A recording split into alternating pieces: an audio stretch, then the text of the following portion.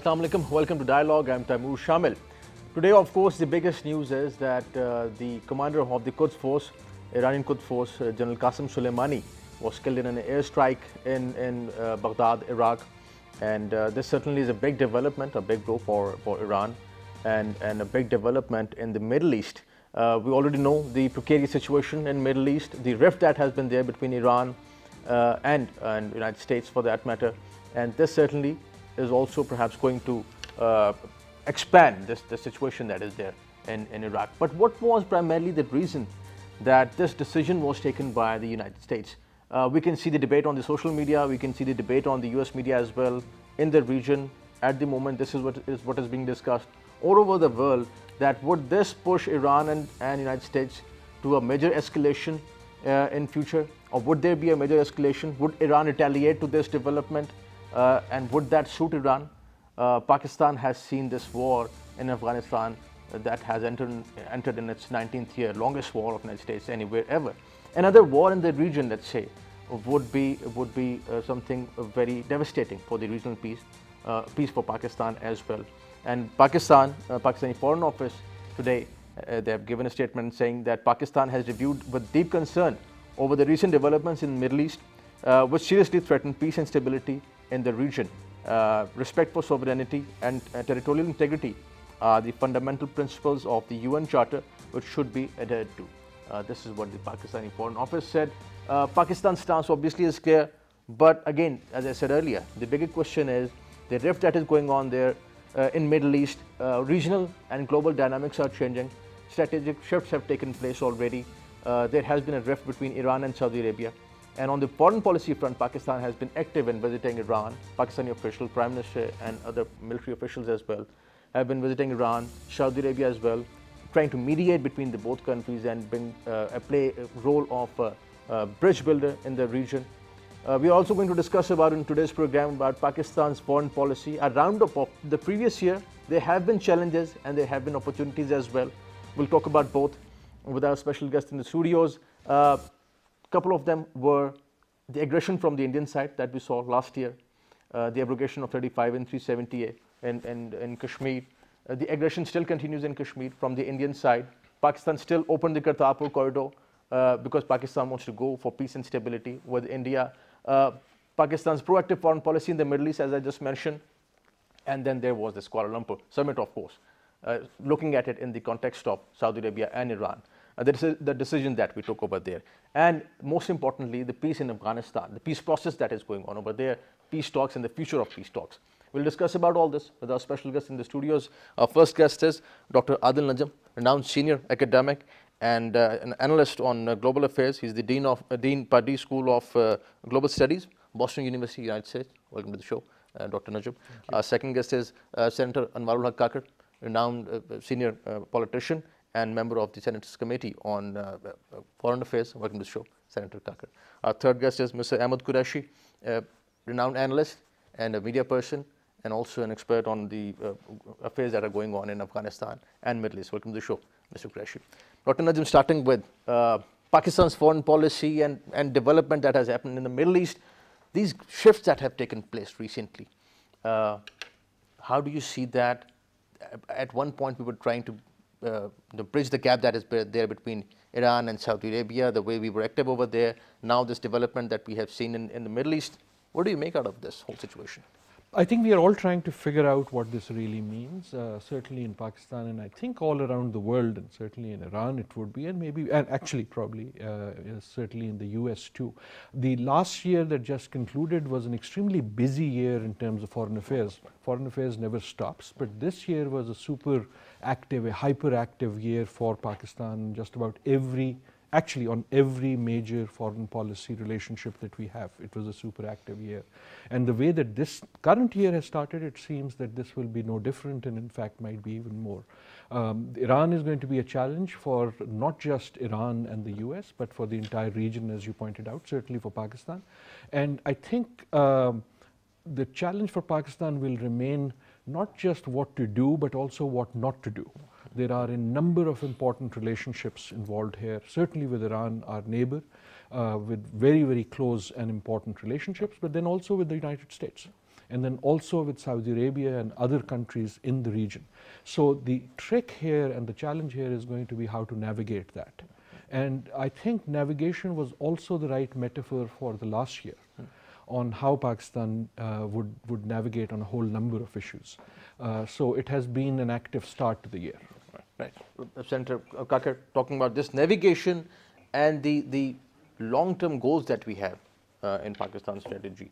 How do you see it and the developments that are taking place over there, rightly said by Dr. Najm, that what has happened, let's say, in the Middle East, the way Pakistan has been approaching Iran and Saudi Arabia, how do you see that? I mean, I would, there is no doubt one gets troughs in the presence of Dr. Najm while commenting on any issue pertaining to global affairs or foreign policy affairs. But at the same time, I would venture to give my 2 cents also. In a way, I completely agree with him. First of all, the navigation will require a lot of deep thinking. We need a very profound approach. Profound approach comes up with the understanding of the region. The region needs to be understood in its right context. The kind of contests which are happening over there vis-a-vis Iran and Saudi Arabia particularly, the 2 lead entities colored with their sectarian political arrangement, which it would be a naivety to deny that. And how yesterday's event, which is not just symbolic but in substantive terms also, we shouldn't forget that General Soleimani was someone who coalesced the irregulars and along with the state support, and it was a new form of a hybrid intervention which was not declaring war, leaving the plausibility of deniability, and at the same time they had their presence from Yemen to Syria to Iraq, and they were all Iranian signatures. And those signatures, of course, were not well received by the rest of the contesting powers. How do we balance out? How do we do it?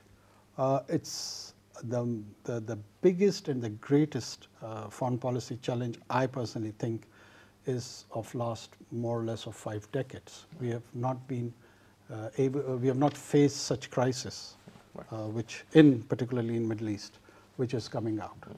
And on the other hand, in Afghanistan, which again, Iran has its own presence and role over there, be it limited, but still it has a role.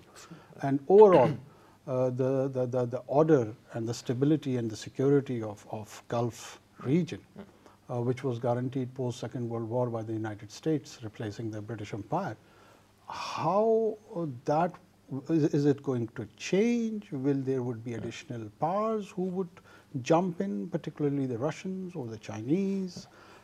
It's all a question to the imaginations, and we have to wait and see how does it unwind and unfolds, and in that context we need to respond very profoundly. Profoundly. Mr. Qureshi, your take on this. Afghanistan certainly is very important on the Pakistan's foreign policy front, and especially after this episode in Baghdad.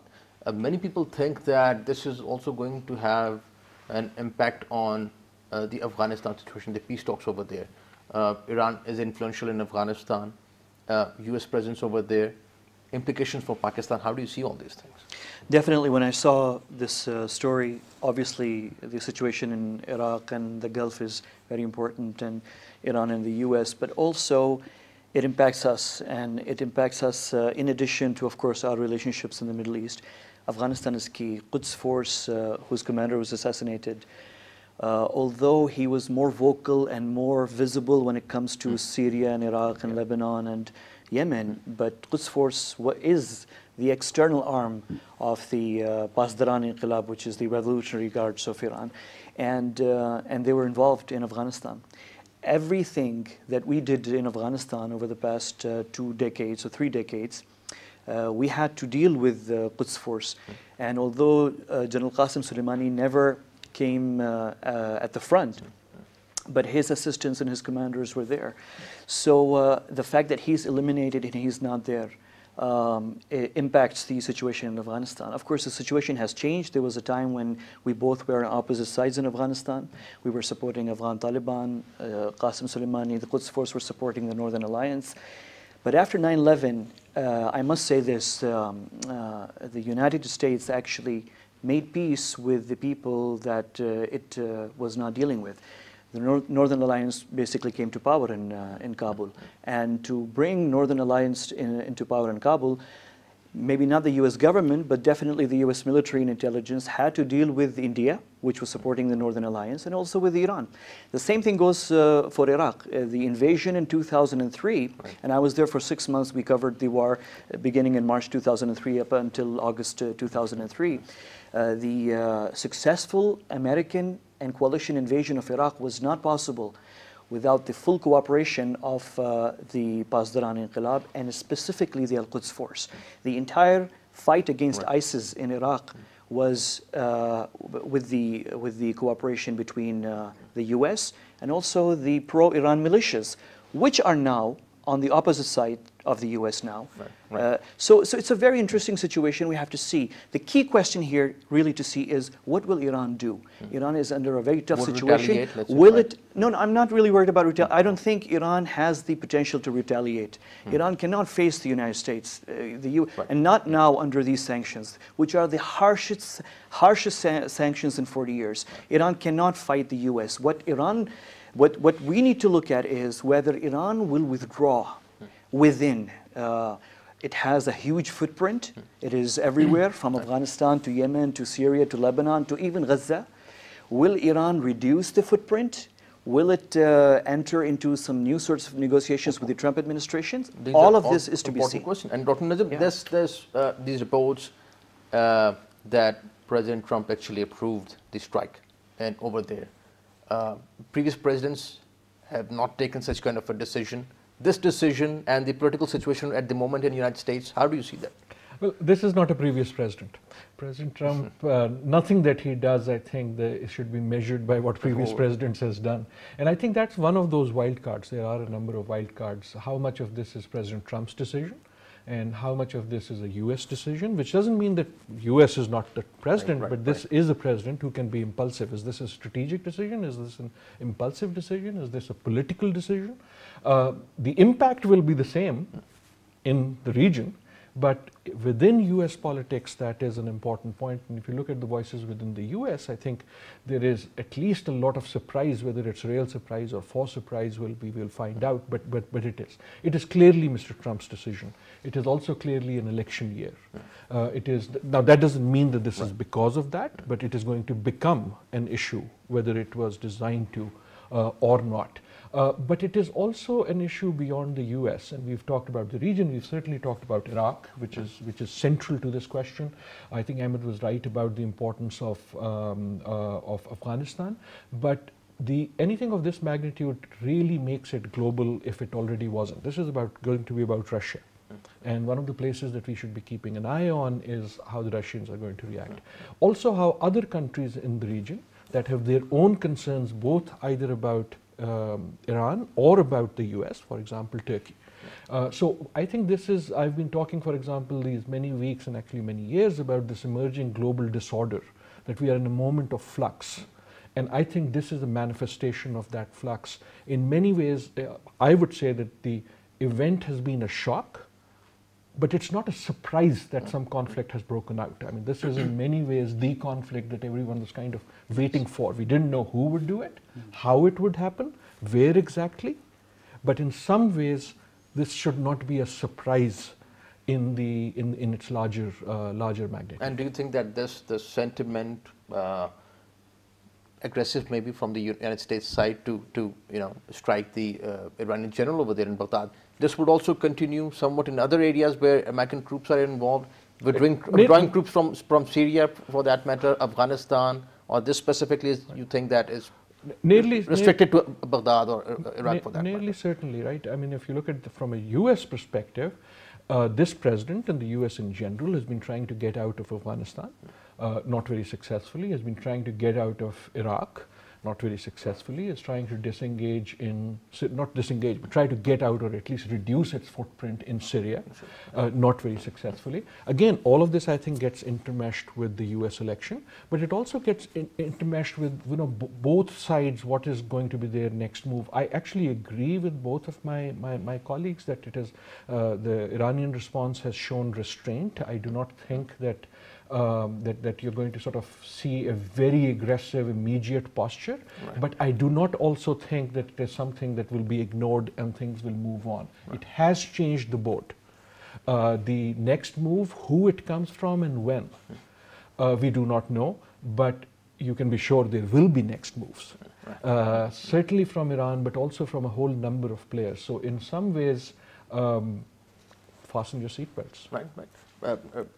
Senator Kakar, Pakistan's relations with Iran have been improving, especially in last 2.5 years. The way they have improved is very, I would say, significant. One thing that has brought Pakistan and Iran closer once again is the presence of Daesh, ISIS in Afghanistan, a threat to Iran and Pakistan both. Both have been collaborating on what is going on over in Afghanistan. After this episode, the collaboration that is there, let's say, among the countries, different countries in the region, Pakistan and Iran, and other countries like Russia and China, how do you see that on the foreign policy front? I mean, to be honest with you, that's fair enough. It's fine that we do have some sort of collaboration on as far as Daesh is concerned. But there was collaboration between the US and Iran on Daesh also. So these collaboration does not convert into permanent sort of alliance or a convergence of interest where you do see a long-term relationship. My own take would be that we would love to see ourselves at foremost to be neutral if God forbid any such escalation they appear, and trying our level best to diffuse the situation, that it does not go for an all-out military conflict. Iranians' response, as we were talking about, my own view would be that Iranians would be weighing their options. They will respond, I do not have any doubt in that. But those responses will not definitely be military conflict or declaration of war, as they have been classic in applying the proxies throughout the region, and as there is the US presence in Afghanistan, in Iraq, in other areas in Middle East. While attacking and assaulting those targets, will there be new countries and the new players? Would they jump into that conflict? That needs to be seen. And their relations with us, how do we balance out that? How do we weigh that? That is the biggest challenge. We don't have any direct conflict with Iran at all. I mean, we do have rather more convergence of interest when it comes to even some groups in Balochistan, in Afghanistan, and a larger Middle East. But the real challenge would come if they decide to, let's say, this is an assumption, they attack somewhere in Saudi Arabia, the American presence. If I can just add one right exactly on what you said and also Hamid said earlier, in some ways it is clear that it will spill out of Iran. The question is, will it spill out on the north, Afghanistan, on the east, on the west, on the south, or on all of them? Right? So we are not the only ones thinking about this. It could spill out on any direction of Iran, and none of those directions look pretty.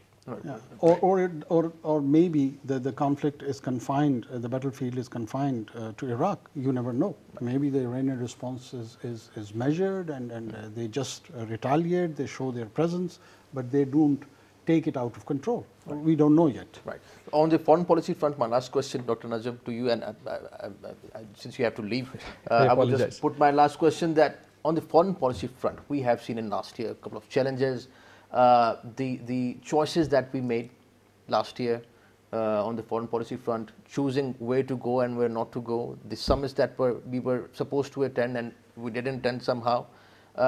What do you think about those choices in the past, and where are we heading in the future in 2020?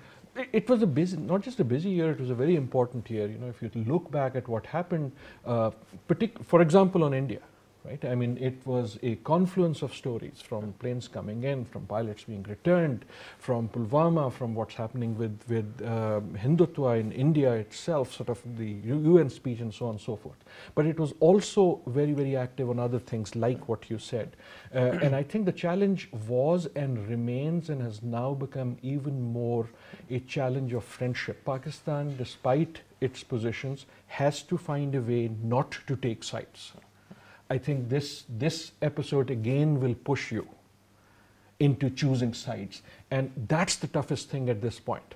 There will be US pressure, there will be pressure from other countries, and the last year, that's the navigation I was talking about. I think if you think about what was last year was about, it was that Pakistan needs friends for its own reasons, for FATF, for international affairs, but those friends cannot come at the cost of aggravating other friends. I think that was the big challenge of the last year, and that will remain the biggest challenge of this year.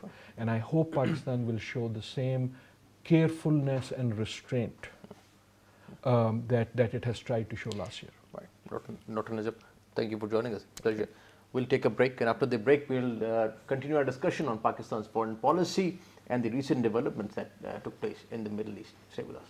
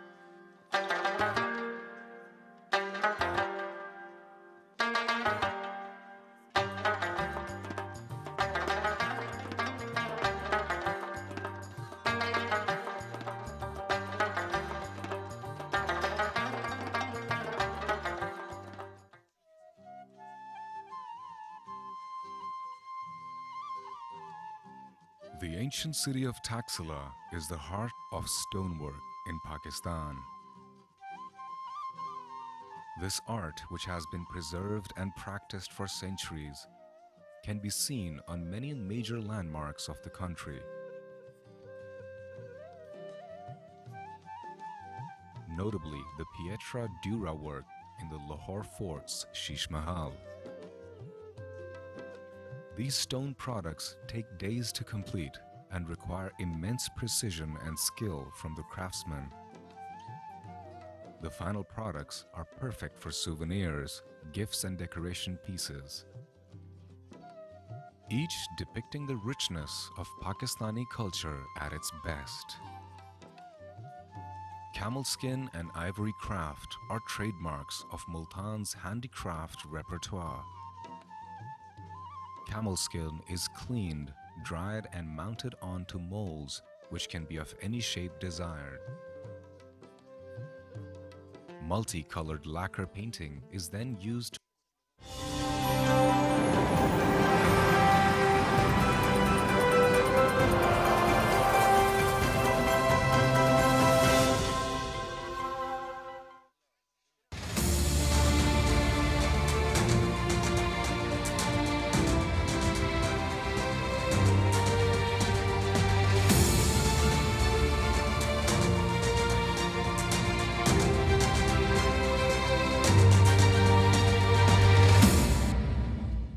गुलबशन के साथ जो connection है. Welcome back. We're discussing Pakistan's foreign policy. On the foreign policy front, a lot of developments have been there in the past year.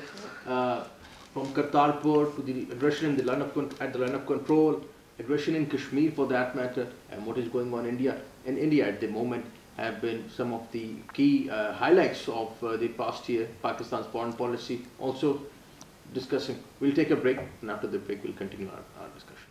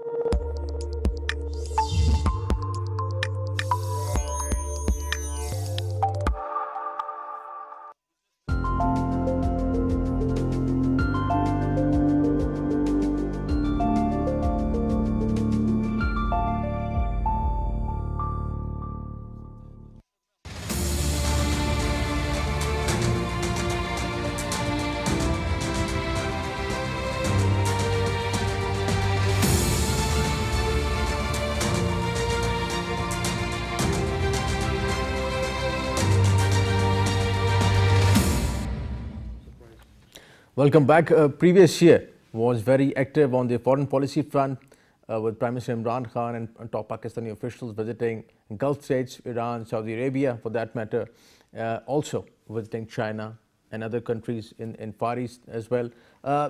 These choices were very important for Pakistan. There were challenges and of course there were other things as well that Pakistan was looking at. The aggression from the Indian side was one of the biggest concerns for Pakistan.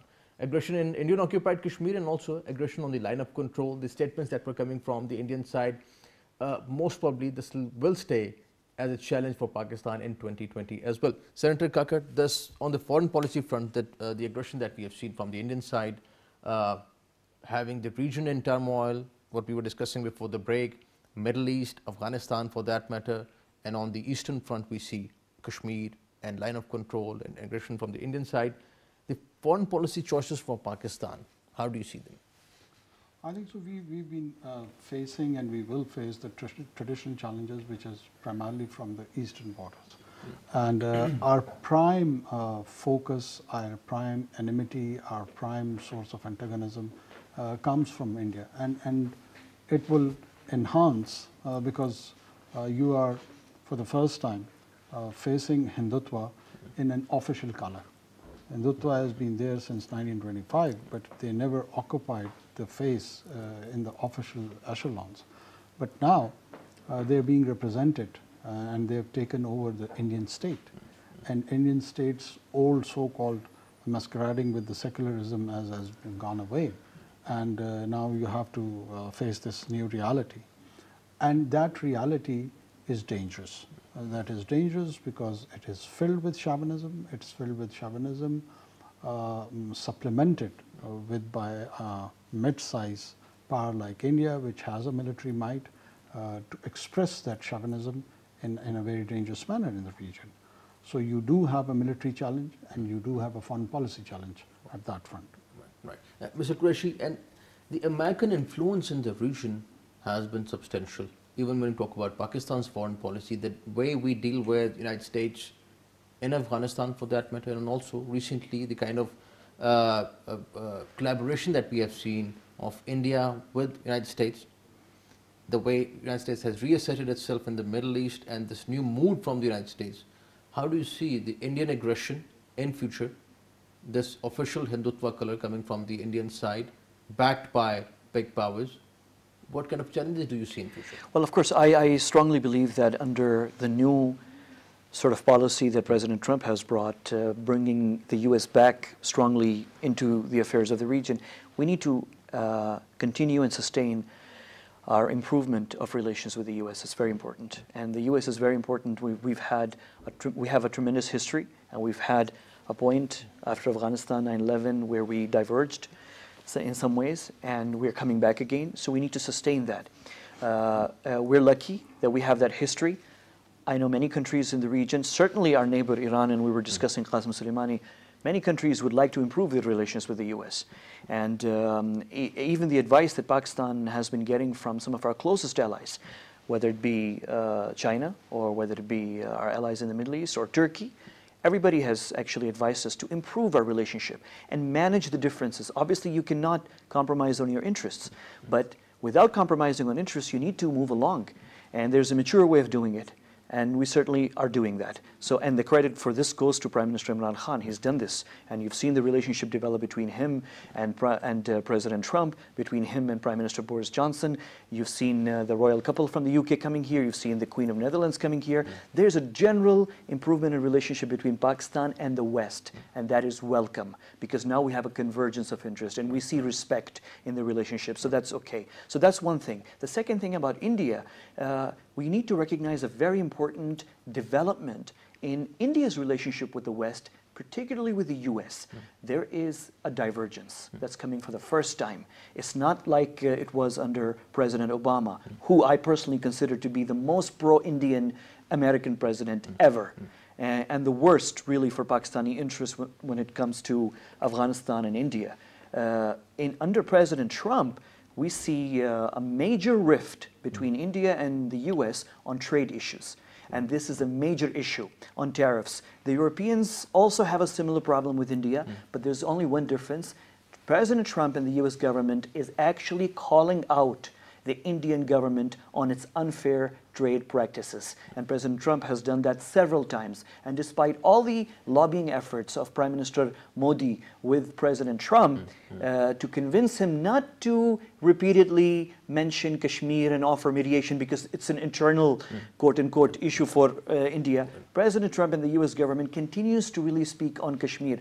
And this is a one way of America putting pressure on India really on economic issues. The Europeans have a similar problem, but the Europeans are nice. They don't say it openly, they do it. So there are tensions, it's very important. Also, India failed to come up to the American expectations in Afghanistan. And all of this has really opened up sort of a room for us. Thanks to some of our allies, especially China and Turkey and Saudi Arabia and the UAE, we've also been able to improve our relationship with the US because these countries mediated in different ways. So we're going in the right direction. We need to recognize the difficulties that India is in, and this is the best time that we will ever have to apply pressure on India. Right. And Senator Kakar, this is very interesting what Ahmed just mentioned. Pakistan improving relations with countries in let's say opposite blocks for that matter. Iran and Saudi Arabia, Iran and United States for that matter. In Afghanistan, we have been facilitating talks between the Taliban and US, China and US. So a lot of different fronts that we are working on. But the direction that we are talking about here is that we need to pull everything off well because we are dealing with all the opposites. And how do we deal with all the opposites? That is the biggest question. And choosing, let's say, the platform that we were talking earlier would also be a challenge. I mean, I would agree with in the manner that Ahmed has contextualized the whole regional politics and the global politics both. We are not one country in the globe. That's why we are 150 plus countries. Every country has its own interest, and which often they are opposite to each other. So what you need to do is to manage, as he has said, and I fully agree with that. But in that management, you have to be cautious, you have to be careful, you have to be mature enough that without compromising your own core interest and understanding the core interest of other powers. And management comes in between in some of the gray area. And those gray areas needs to be exploited properly for the long-term benefit of the region and the country. And I guess there are a lot of opportunities. Because the China containment policy more or less has failed. So the Western Hemisphere, led by the United States, probably would now be thinking of engaging China. So engagement China is a good news for Pakistan. Pakistan is at its backyard. In the Middle East, we have more or less same outlook along with the US. In Afghanistan, there is again a convergence of interests. We are playing a very important role to facilitate their withdrawal or leaving at least Afghanistan. We should focus on that. We should help the process. We are in the right direction and try to take the maximum benefit economically out of this situation and put the pressure on India, which again is losing its ground, its image at the international front, and they have probably more difficult challenges than us in the current scenario. Right. So we need to further expose them, what they have been doing in Kashmir, what they have been doing to their minorities, what they have been doing to the rest of their populace, which do not agree with the agenda of Hindutva. It needs to be articulated on all the forums, national and international both. Right. And Mr. Qureshi, after this episode, this Qasem Soleimani's episode, the differences that have been there between Iran, Saudi Arabia and United States in the Middle East, they have widened and they probably will increase and widen in the future. Pakistan's diplomacy in the Gulf and its role as a bridge builder, would that continue or would it affect Pakistan's activity over there? How do you see it? Taimur, if we were a small country and we did not have many interests, we could have disengaged ourselves and become totally neutral. But being a large country, you cannot toy with this idea of remaining neutral for a long time. You will be sucked in. If there is a conflict, if there's tension, you will have to at some point on some things take sides. It will happen. So instead of hoping and praying to God that somehow we can balance it and manage it, I think it's much better to become active and try to resolve it. And let's be very clear, we have an important relationship with Iran, and Iran is our next door neighbor. And our main interest actually is to keep this border and this relationship balanced and peaceful and steady and prosperous. But you have a problem with Iran's position and tensions in the region. And as long as Iran has tensions with the big powers, with the US, with other neighbors, we will be sucked in. We have no escape. So the only way is really to resolve this thing once and for all. And I think being neighbors with Iran, we should apply and we should use our relationship and apply some pressure. We should, as much as we are engaging the Americans, as much as we're engaging the Saudis and the other Arab countries, we should also engage Iran and tell them to improve their relationship with others. I think the principle of not intervening in other countries is very important. The principle of end to proxy warfare is very important. We need to, and this is all countries need to abide by. As much as the US is wrong in intervening in Iraq, other countries are too. In intervening in Iraq. And I think everybody should be out of that country. And we should reduce these tensions. So we need to help resolve it. We need to help resolve the issue because we will be sucked in no matter what. You cannot remain, see, we have more than 90% of our energy supplies coming from the Gulf.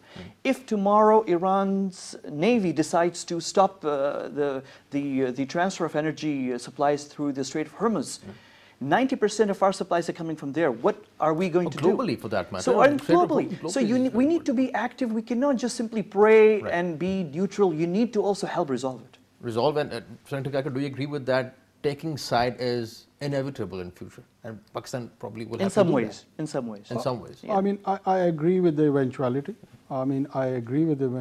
But the process in which we are heading towards that eventuality, that has to be examined more deeply. I agree that you have to take a side when there is such a situation, but all the pros and cons for any consequences which are anticipated, we should be then prepared for it, and prepared for it with the support of the people of Pakistan, with its parliament, with its civil society, with its other institutions, and we should come up with a national position and then exercise our choices. Right. Gentlemen, thank you for joining us. Senator Kakar, pleasure having you on the show. Thank you for your time. Mr. Qureshi, thank you for your time. Pleasure having you on the show. Thank you. That's all from today's dialogue. See you next time.